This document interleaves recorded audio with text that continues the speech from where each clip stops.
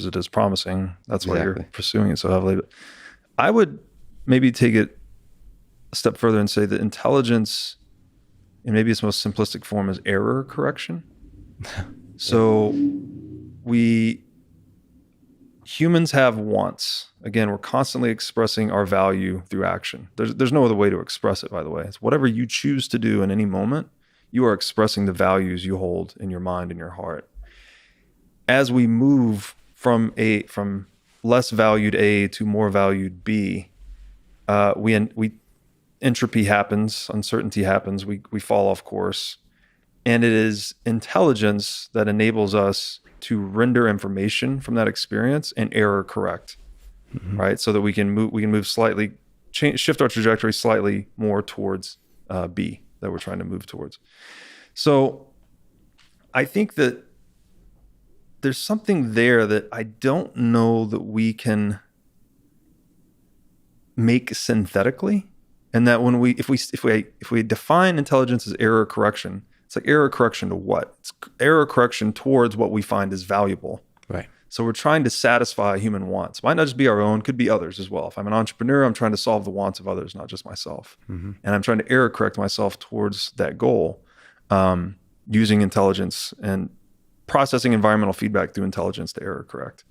So I don't know how, if you eliminate the human element completely, who's doing the wanting, right? Where does value come from? I know the machine learning people who are listening are saying that's exactly what machine learning is, which is error correction, because you have a loss function, objective function that measures how wrong your thing is, and you want to make it less wrong next time. That's the whole process of machine learning. But you're saying what humans are able to do is, in a world where there's no maybe objective values, absolute values, you're generating that very loss function, that objective function, that function that measures the error comes from the human mind. Some aliens might disagree with you because they might have a different objective function. But Obviously, purpose comes from consciousness, I think. And without purpose, there's not error correction. Yeah. I mean, this is, again, a hypothesis. Like, where does purpose come from? It seems to come from consciousness. You're right. That's where suffering comes from, and you want to lessen suffering. That's where pleasure comes from. It seems like it's consciousness. Maybe there's something to this biological meat bag. So to take it one layer deeper on this, and the reason I like this book so much, again, The Case Against Reality. So he's making the case that space and time are not fundamental. Yes. Which I started my intellectual explorations in physics, actually, astrophysics. So for the longest time, even the way I describe money as I talk about space and time, so that blew my mind. But this dovetailed nicely with another book called Leela. The author is Robert Pirsig. So he wrote Zen and the Art of Motorcycle Maintenance, which is a very popular book. 20 years later, he wrote Leela, which no one's heard of, which is crazy. And he basically says he was wrong about his first book. And he lays out this entire other metaphysics of quality, he calls it. So it's the metaphysics, I think it's the metaphysics of quality. But his supposition is that it's not physical reality that's fundamental. It's not information that's fundamental. It's value. So he actually, and it's a beautiful book. I highly recommend it. He essentially is refuting causality itself. We think A causes B. This book makes the case that B values precondition A, so that we are actually creating our future through our value systems. And this goes back to something, I think Solzhenitsyn said this, that the line between good and evil runs down the heart of every man. So it's as if our moral decisions are actually what's creating the outcomes in reality over time. And then that gets into all the wisdom traditions related to religion, where it's always talking about, loving thy neighbor and loving God and all of these other things that are good morally to create the best outcomes. So values are fundamental. Value, yes. Value Yeah. is fundamental. Oh boy, yeah, that's interesting. I mean, it does feel like physics is not capturing something. Mm-hmm. There's some people, panpsychists, argue that consciousness might be one of the fundamental properties of nature, like from which emerges everything we see. So that could be just other words for this same notion of value. And then the basic laws of physics are not capturing that currently. Yeah. So maybe humans, in order to understand from where humans came from, we have to understand these other properties of nature which are yet to be discovered Right. at the physics level. And we contend with that underlying nature, whatever it is, with the logos, right? So we're looking at uncategorized nature, and then we're assigning a word to it. So we're slicing up chaos into little boxes of order. And then we're establishing this social consensus as to those labels, which we call words. And we're using that to communicate. And when we communicate, we can start to build these other things. This is like the Yuval Harari imagined orders. So we can create these useful fictions, right? Whether it's the nation state or human rights or money. And that allows us to cooperate flexibly in large numbers so that we can better contend with reality. We can produce more complicated things. We can enlarge that bubble of civilization against entropy. And that's what capitalism is all about. It's about further specializing knowledge, further enriching mankind's treasury of knowledge, and doing it. But to do that, the communication media that we're using, the words have to have stable meaning. The money needs to have value that's dependable, right? It needs to be something it's not dictated by any one group. It's reached by consensus of the entire group. That's how, so you could think it's like optimizing for error correction again, where a free market would be harnessing the intelligence of all market actors. And a central planning or a centrally planned market would be harnessing just the intelligence of a small group of bureaucrats. And it's not obvious how to achieve this kind of consensus mechanism.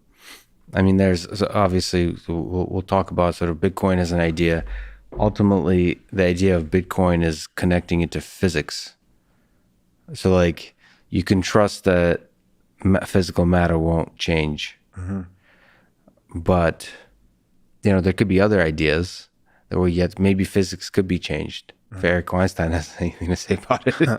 Like it's on, we right now believe that physics can't be changed, the physical matter of the world, but maybe it can in a way that we're totally not understanding. You mentioned sort of reality from Donald Hoffman's perspective.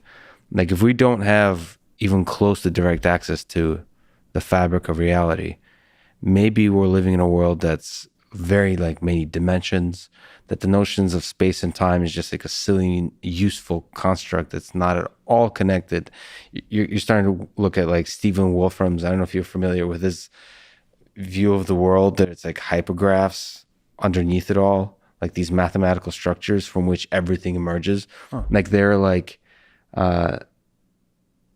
many, many, many orders of magnitude smaller than what we think of. As they're even smaller than like strings in string theory. So like those are the basic mathematical objects from which it emerges. I think that's an interesting philosophical framework. It's also, people should check out a cool way to play with beautiful hypergraph mathematical structures. So he has, I don't know if you know who Stephen Wolfram is, but he created Wolfram Alpha and all these tools that you can actually visualize and play with.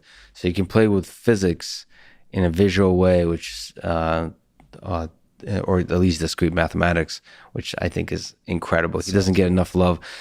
One of the reasons I think doesn't get enough love is because of this little quirk of human nature, which is the ego.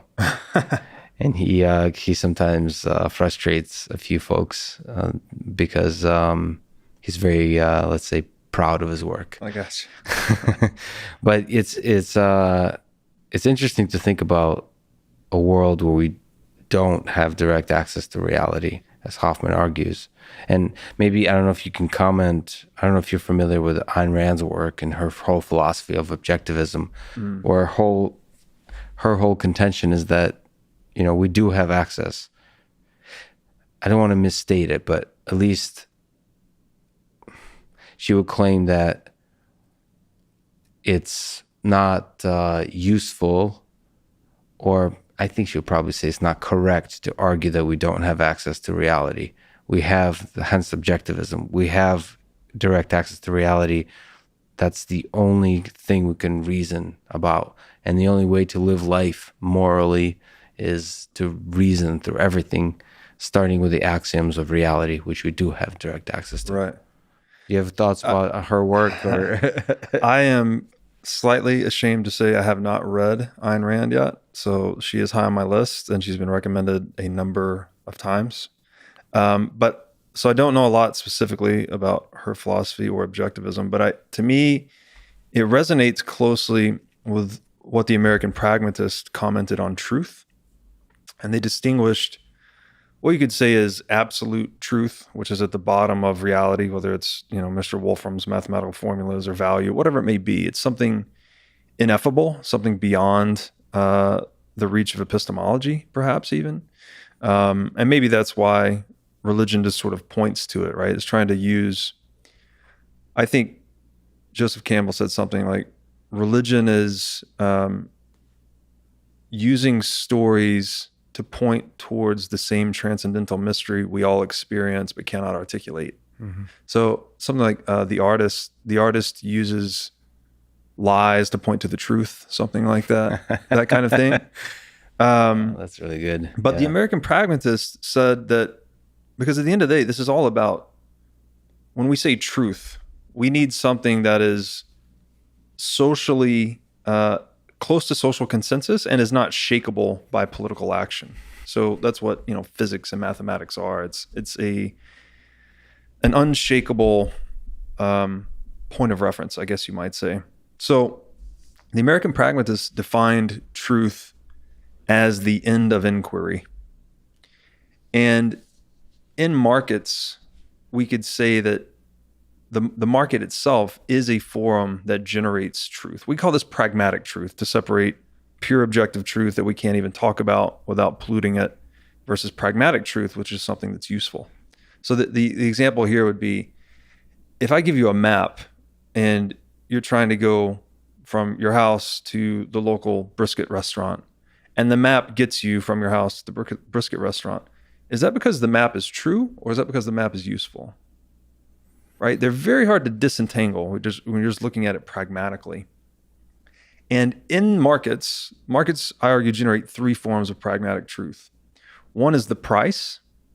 So this is the collective subjective demand and purchasing power of humanity running up against the objective supply of capital and resources in the marketplace. Mm-hmm. So there's demand overlaid on supply. The result of that is the price. So that is the most truthful exchange ratio, which is the closest approximation to the value of any good in the marketplace. So it gives us a data point on which we can operate. It's compressing all known market realities down into a single actionable number. Based on the price of bread or copper, whether you want to buy more of it, you want to abstain from buying it, or maybe you want to try and find substitutes. And you can think of that price signal, it's like an economic nerve signal that's coordinating human action across time. So if we're one socioeconomic superorganism or collective, that the price signal is the nerve. And that's the first form of pragmatic truth that markets generate. The second form would be tools and innovations themselves. So entrepreneurs are experimenting across time. They're trying to satisfy the wants of consumers. Consumers are sovereign in the marketplace. Whatever the consumer wants, the consumer gets, right? I'm trying to satisfy that. I'm trying to do it at a profit.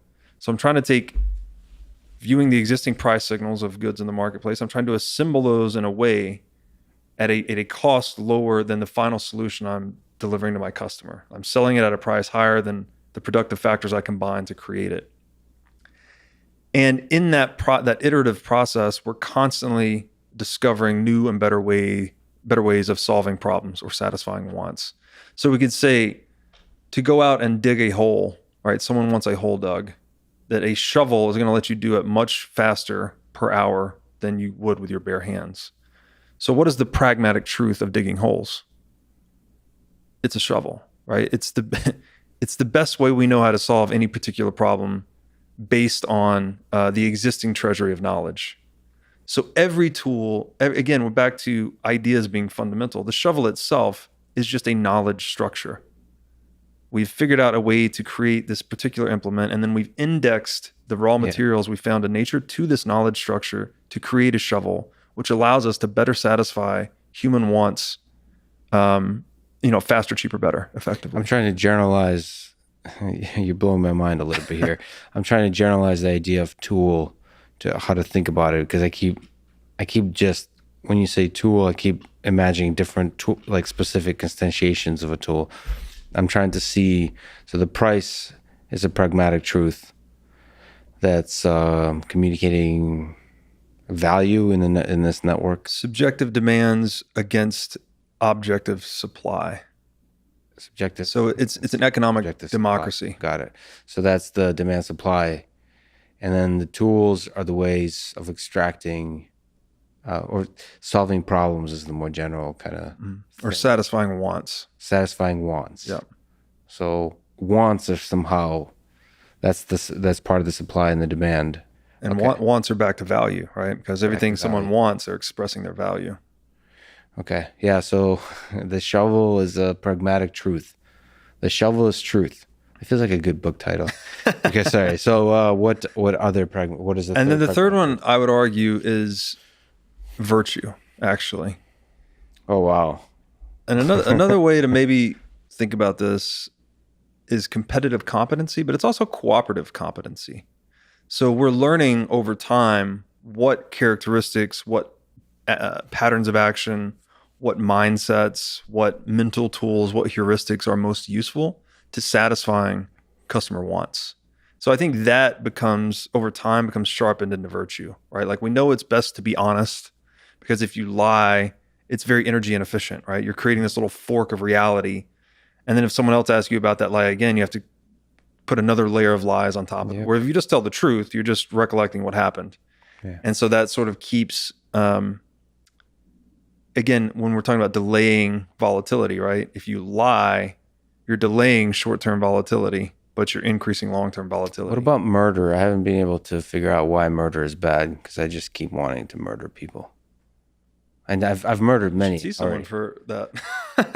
Well, that's why I'm trying to get an interview with Vladimir Putin. So that's fascinating. Virtue in this market with the supplies and demands, and there's the tools, which is also a pragmatic truth, and there's virtue. It's a pragmatic truth. Yeah, and if we interfere with that free market process, again, if we overstep, which this maybe ties into murder, if you start to be coercive against life, liberty, or property, so if you're forcibly taking someone's life, you're breaking down the trust in that market that generates these pragmatic truths.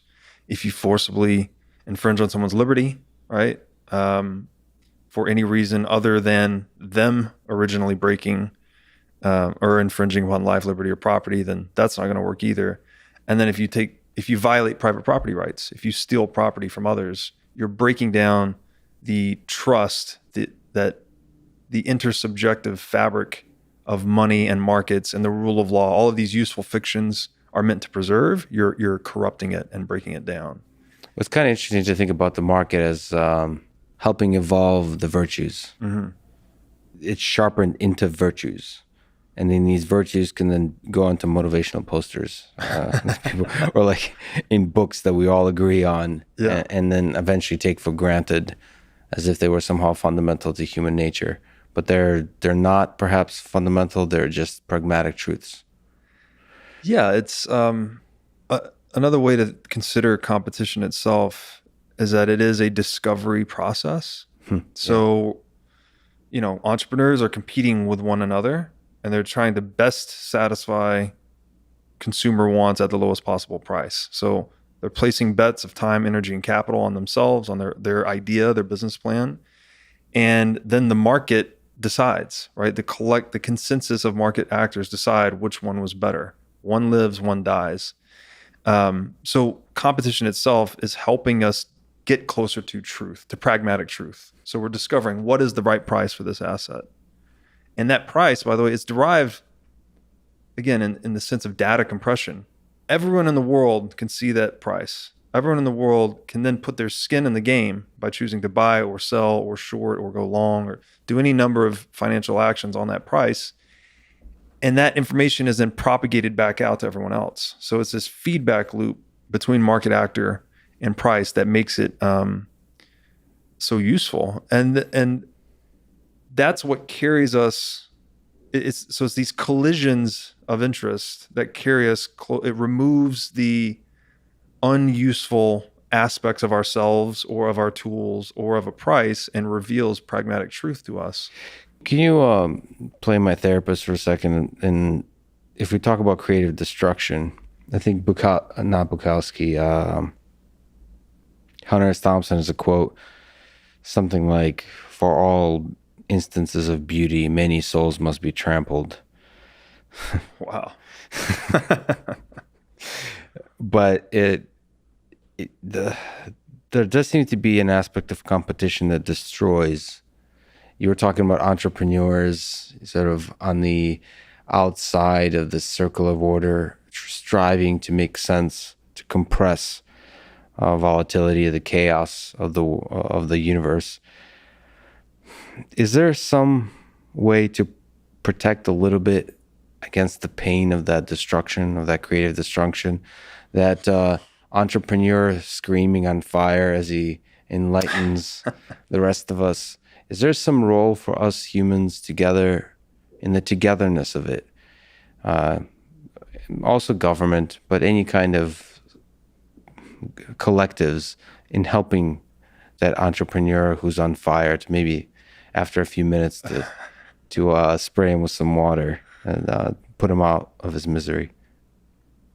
I would say that, pain is the inarguable basis of being, right? Pain is, no matter how you try to explain it away or describe it, or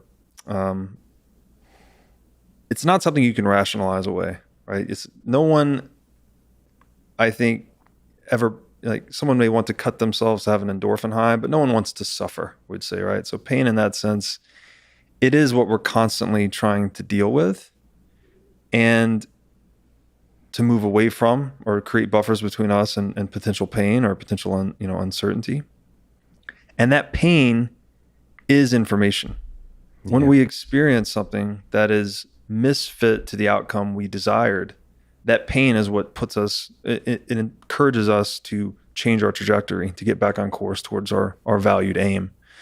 So as far as, you need entrepreneurs that are exploring, and if you're trying to do something new, if you're a pioneer of any kind, you are courageously facing pain. You're willfully confronting it. So I don't think it's avoidable in that sense. It's not like we can have pain-free economic growth, like what the central bank would maybe have us lend to believe, that we can just run these experiments and when they fail, we'll just paper over all the losses and continue. Or you're just delaying and exacerbating the inevitable volatility back to reality.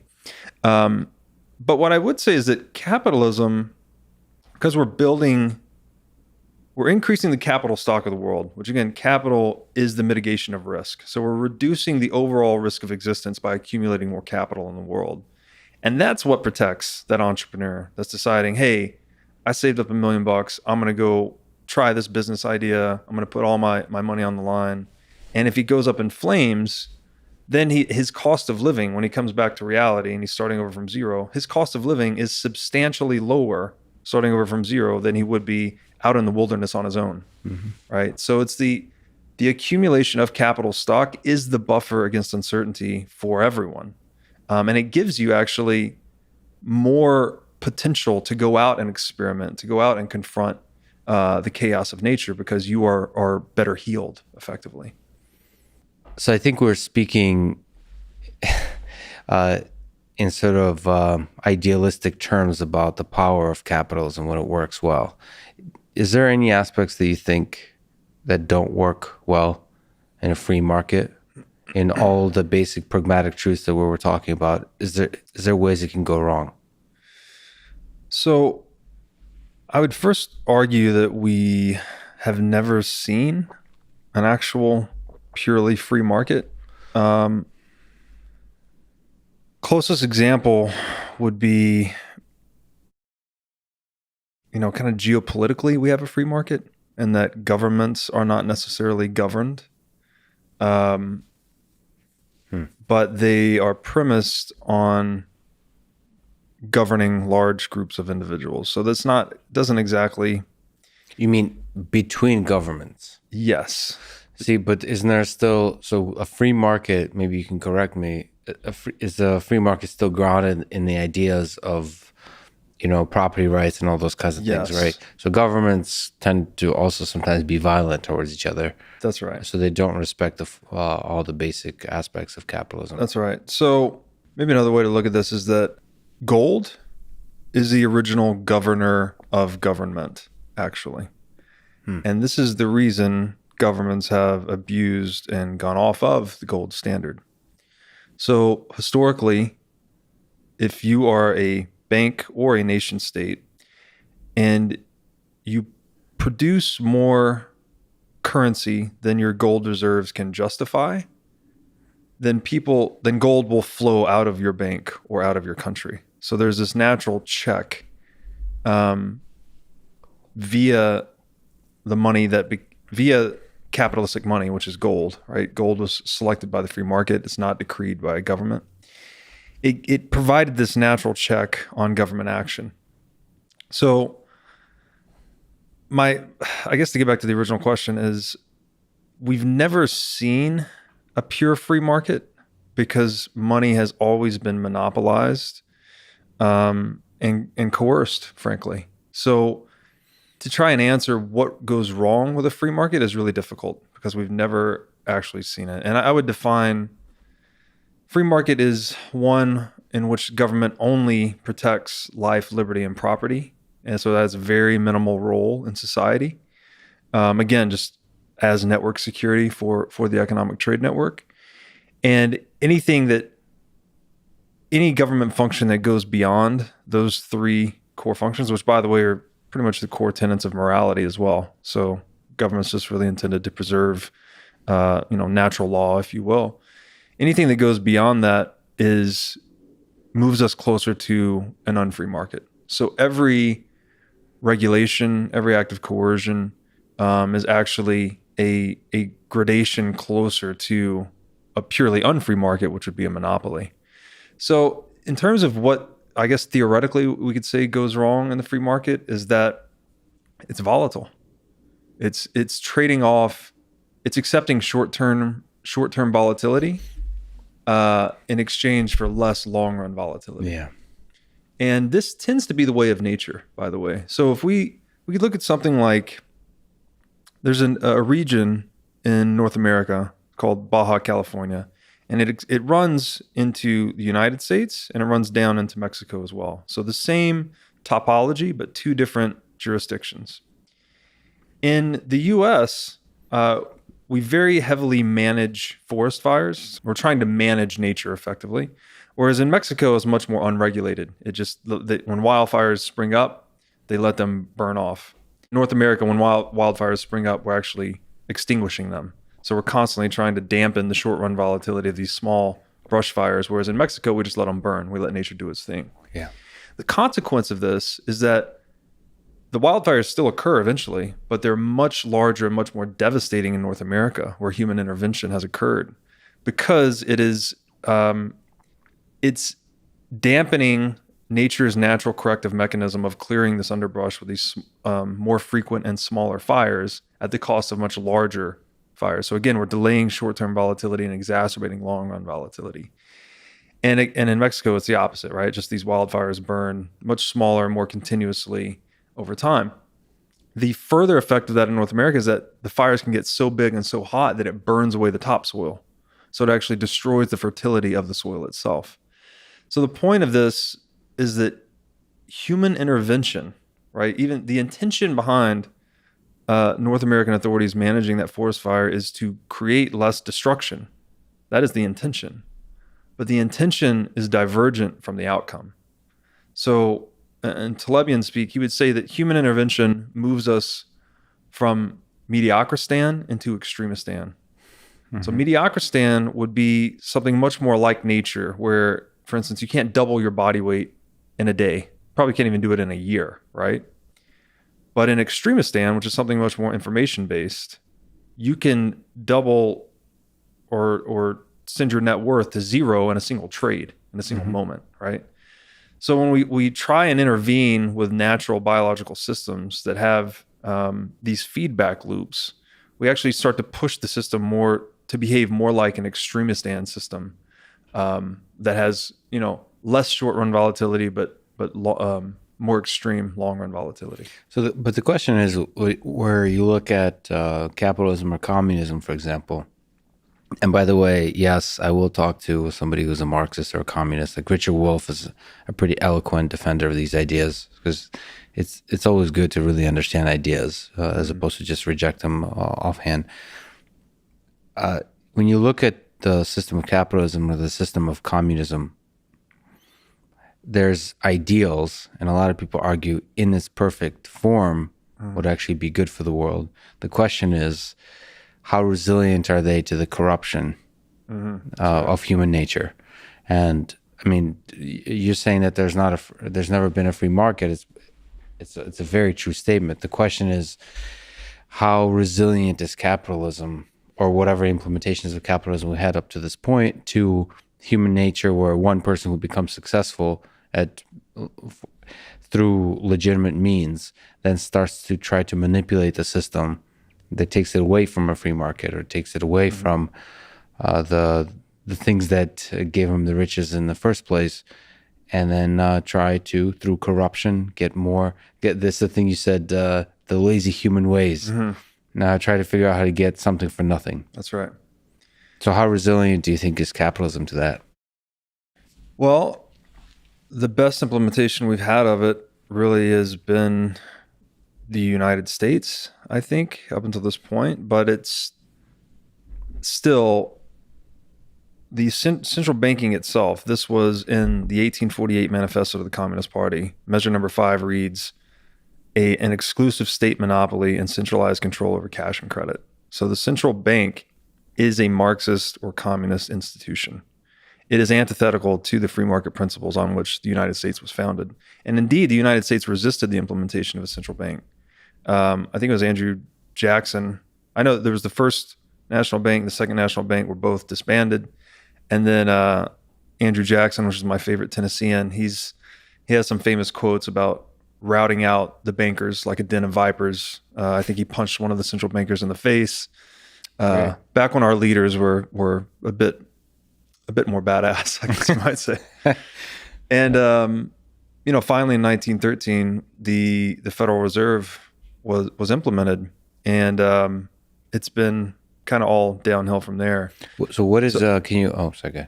I was just going to say that communism and capitalism, it's also a matter of scale.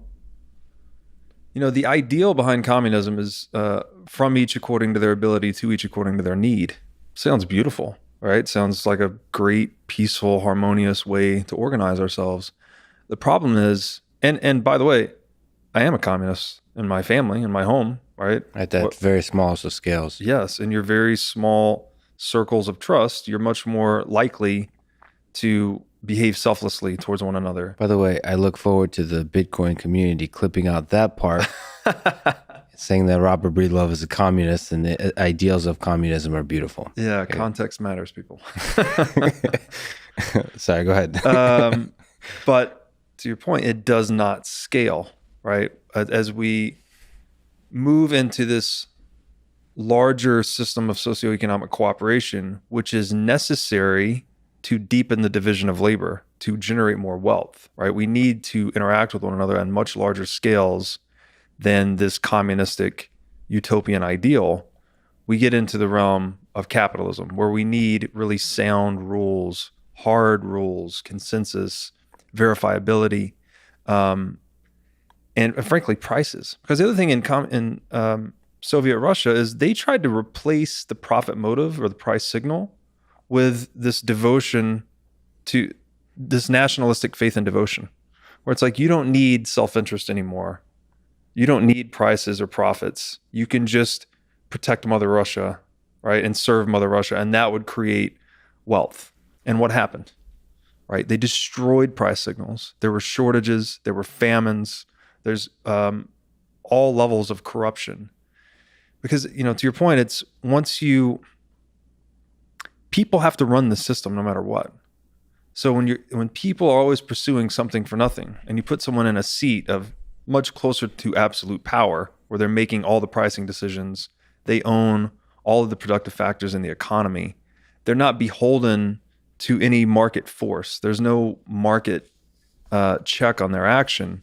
That institution tends to become more corrupt. And further, it's an inferior resource strategy. I alluded to this earlier, where the other way to think about free market versus central planning is it's decentralized or distributed computing versus centralized computing. So each one of us, I think that the number is 120 bits per second of active awareness. So we can take in, clearly we process a lot more than that, but our active awareness, I think, is 120 bits per second. In a centralized planning body like in Soviet Russia, where they had the pricing czar, maybe they had 10, 20,000 people deciding the prices for the entire country, you're only getting that much data throughput, right? 20,000 people times 120 bits per second. Whereas in a free market, if everyone is free to interact with deep capital markets based on an accurate price, you're getting the data throughput of 120 bits per second times the entire economy, right? So it's a more efficient means for disseminating knowledge effectively. Mm-hmm. And then again, knowledge is just, the more knowledge a socioeconomic structure can contain, the more wealthy it is, right? Prices, tools, all these things are just knowledge.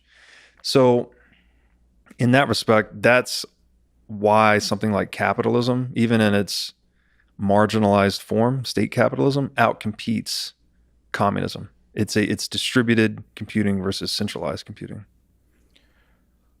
We kind of brought up religion and Joseph Campbell and myth and the propagation of ideas.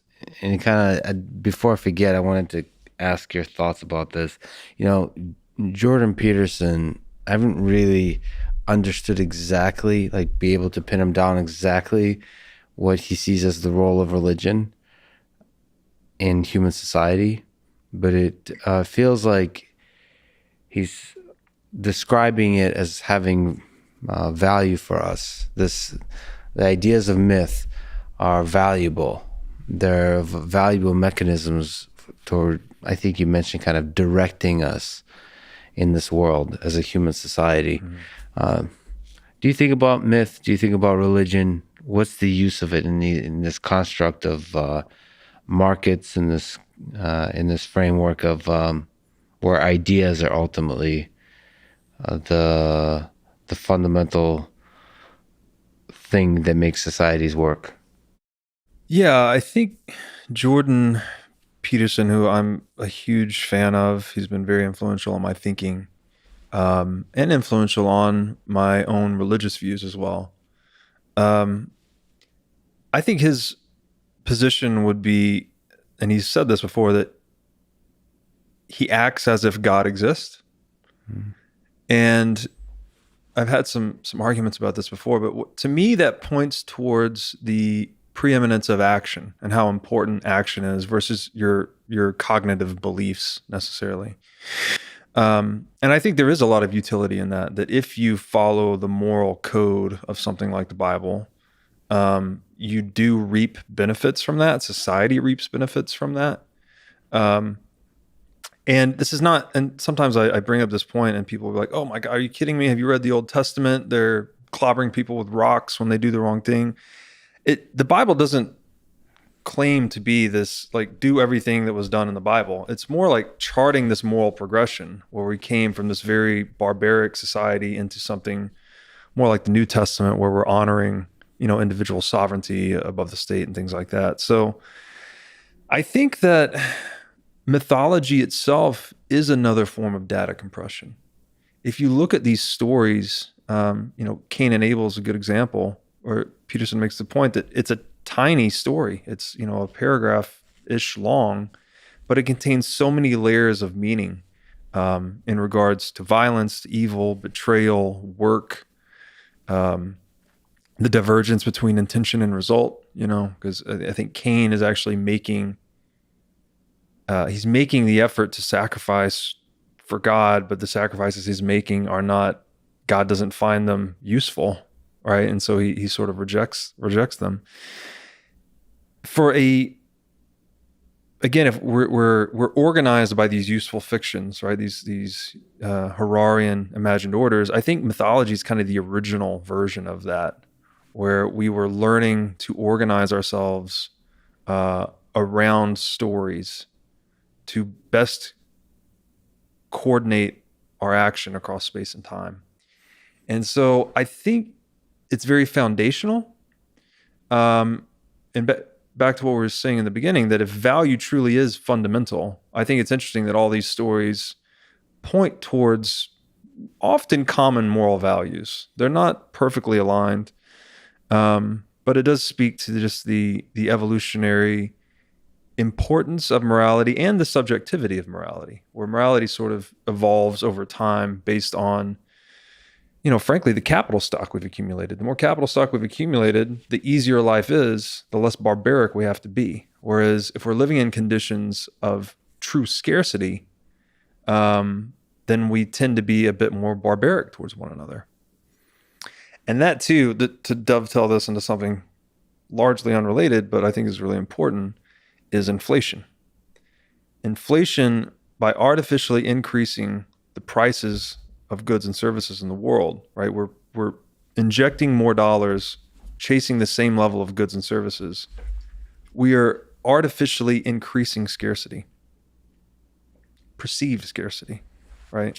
And when you increase perceived scarcity, you are amplifying divisiveness. The natural state of man is when everything is scarce and you really have to fight hard just to eat or drink water that day. So it's de-civilizing in a way by artificially amplifying the perceived scarcity in the world. Can you elaborate? How does inflation increase the perceived scarcity in the world? So we can think the price itself is an indication. It's a data packet, if you will. Mm-hmm. The price is a data packet on supply and demand, right? It's telling you how much supply there is of something in the world relative to the demand. So when you print money and artificially increase that price, it's diverging away from supply and demand. It's becoming just more of a product of policy than it is of free market fundamentals. Right. The more expensive something is, that is a signal to the marketplace and to market actors that it is scarce. Right. Right. That's why a Leonardo painting might sell for $16 million. There's only one. There's a lot of demand for it. Maybe my numbers are off, but you get the point. Yeah. It's the reason mask spiked in price after the COVID announcement, right? There was not enough supply, toilet paper, et cetera, et cetera. So inflation, and by inflation, I specifically mean arbitrary fiat currency supply inflation by a legal monopoly, not inflation is a commonly misunderstood word. That is amplifying the perception of scarcity among market actors in the world. And I would argue that it actually amplifies divisiveness. I think this is the key maybe to looking at the connection between the monopolization of money and things like cancel culture, because it's increasing our natural predilection to be combative with one another because we think there's more scarcity in the world than there actually is. Versus in a world where you're not increasing the money supply, prices are declining every year. As prices decline, this is a signal to market actors and the market that scarcity is declining. There's less need to fight over things. Mm-hmm. And all of this ties back into the old Bastiat saying that if goods don't cross borders, soldiers will. So if we're not trading with one another, if we're not acting interdependently, and we're not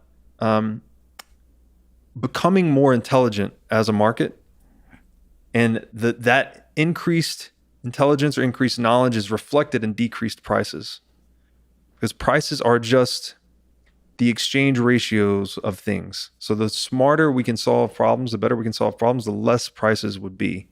So it induces more cooperation.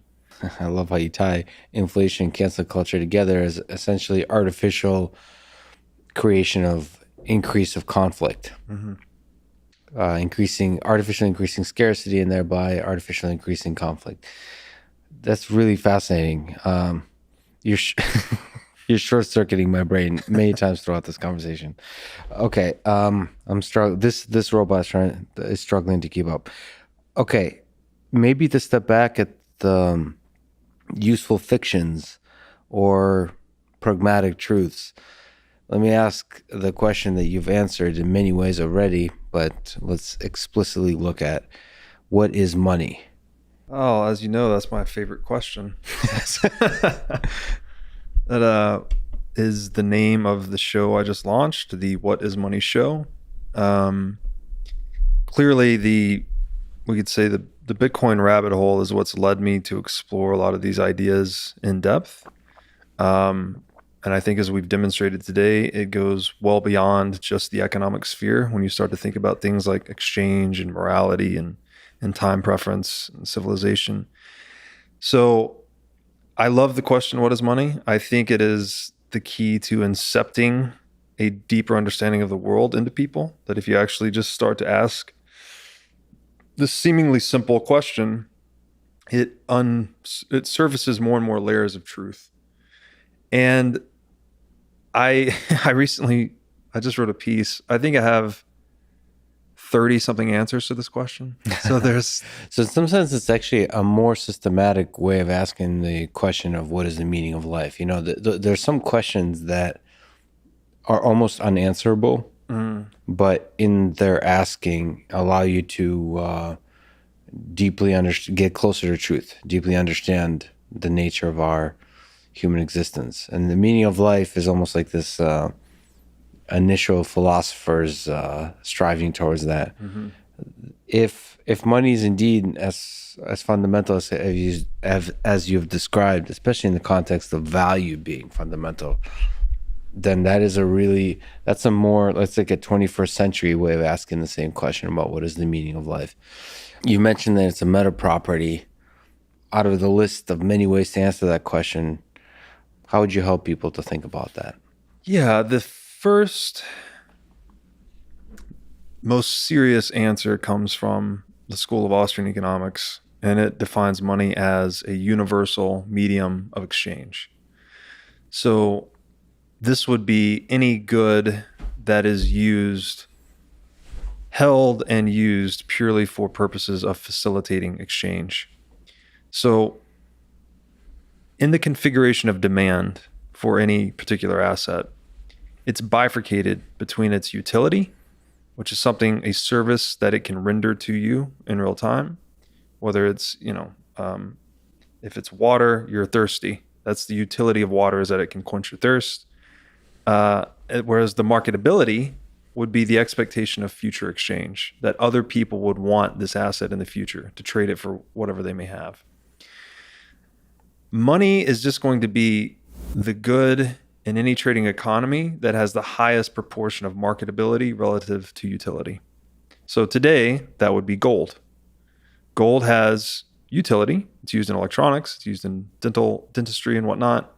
But it's largely used as a store of value across time. And that's what it's been used for 5,000 years. So if we say gold has a $10 trillion market cap, maybe 2 trillion of that is its utility value, or it's actually demand for use in computers and dentistry. And then 8 trillion of that is demand for its use as a store of value. Money, the marketability aspects of money boils down to 5 services that money can render. Money needs to be divisible, it needs to be durable, it needs to be recognizable, it needs to be